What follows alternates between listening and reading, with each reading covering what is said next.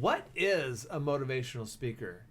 That's the question that we're going to address today. What is a motivational speaker? What is a motivational speaker? You're probably really curious about that. So we're going to jump right into that. But first, please make sure to like and subscribe and share your comments. What are your thoughts about what a motivational speaker is? I'm so motivated to like and subscribe. You should be, because we're awesome, okay? Well, I didn't say that. I'm just saying I'm motivated because we're talking about motivation. Motivational speakers. What is this motivate? Oh my gosh, what is that? It's a cheerleader, right? Isn't it a cheerleader? It's a cheerleader. Yes. No. You're a motivational speaker. I'm a motivational. I motivate you. I motivated you to. You are a motivational speaker. let me try that with a camera. You are a motivational speaker.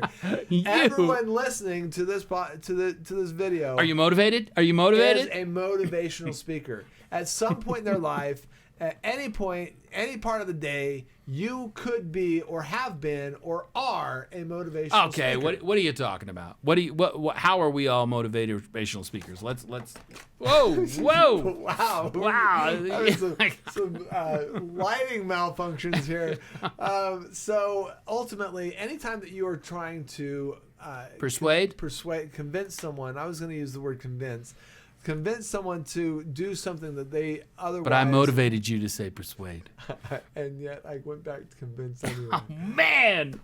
he got me. So I'm controlling the camera, though. Anytime that you're trying to motivate or convince someone to... Now I've lost my train of thought. To do something that they would not have otherwise wanted to do, you are a motivational speaker. Salespeople, motivational speakers. Parents, motivational speakers. You try to get your kid to clean your room, to clean their room. Clean your room. Yeah, my kid rushes to clean my room. That's for sure. If you get them to clean their room, then you're a motivational speaker. So to get serious for a minute, that is the case. We are all in this world, and we have times when we want to convince somebody to do something and get them to engage. That's motivational speaking. Now, what are we talking about when we're talking about somebody on stage? They're there and they're trying to motivate us to become better, do better, or whatever. What is that? Well, typically, motivational speakers will have certain themes. So, when you watch a TED Talk, they always have one thing one idea that they're trying to portray, put across to you as a listener of their speech.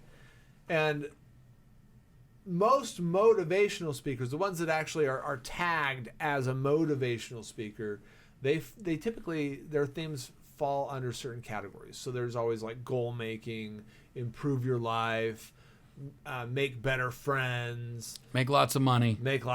Oh, that's the biggest one. That's the most popular one. Everybody wants to make lots of money. Become a coach and teach other people how to make lots of money. Become like me. I'm going to teach you how to be me, and we're all going to get rich.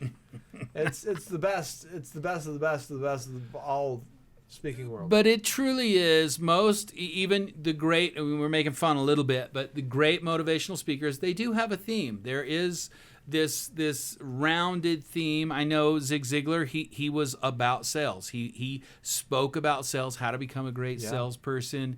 The greats all had it. Tony Robbins, personal power. It was, you changing yourself and make yourself. So they do all have a theme, and there's a reason for that, because they if you're everywhere and to everybody, you're to nobody. So there's a reason motivation and people study to become a certain kind of person that gets you motivated, because you become the expert. Well, and really, it really comes back to your message, right? Why did you become a motivational or professional speaker in the first place? What is your message to the world? What are the changes that you want to make in the world? And who wants to listen to that? What do they need? What are they listening for? And how are you going to affect them in the long run? Yeah, and as a person, you grew up with your hardships and your challenges and your problems, and that made you who you are. And so that becomes your purpose and your goal to teach others how to maybe make less mistakes, how to be able to become more successful and be able to skip over some things that you had to trip on and go through. So that is so important to have your niche and your connection. We talk about that in business all the time, that you got to have your niche and understand your niche, your purpose, why you were put on this earth. Along with that niche, you also need to understand who your audience is. You got to be speaking to your audience. So, for example, if my niche is, making goals, and I start talking to my audience about making goals, and I forget to notice or recognize that my audience is actually struggling to make goals, and I just tell them, it's so easy, you could just do this, blah blah blah blah blah. How am I really connecting with those people? So here at SpeakUp, we talk a lot about wrapping things in a story, and we use the story to motivate people by showing them, here's the struggle that I went through, or whoever the hero is in your story. Here's the struggle that this person went through, and this is how they overcame the struggle and what they learned from it. And ultimately, in telling that story, you are connecting with your audience and you are motivating them, because you're showing them how possible it really is to do what you're teaching them to do. How many times have you been to an event or you've seen a speaker get up on stage and they tell that story and it really connects to you in your heart? You're like, oh my gosh, that's happened to me. Even comedians do this all the time. A comedian starts talking and they're telling this story and you're like, oh my gosh, that happened to me. I was so pissed at that guy in the car too, and you're laughing because it was you had the same exact thing.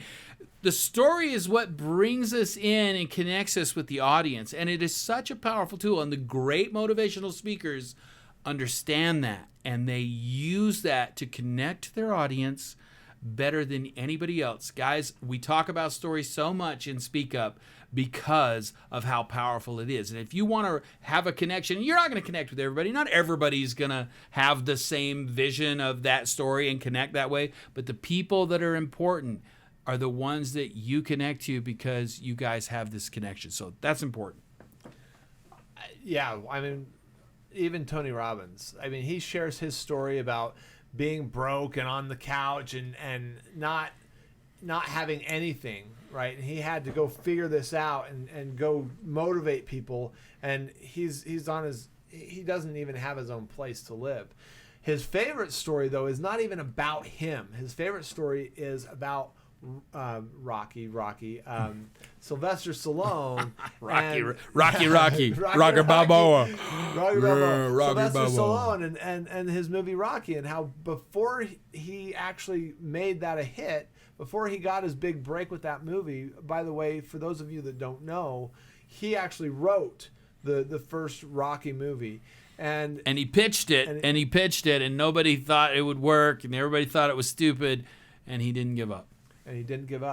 And he almost lost everything for this dream, for this idea, but he fought so hard for it, and eventually he excelled.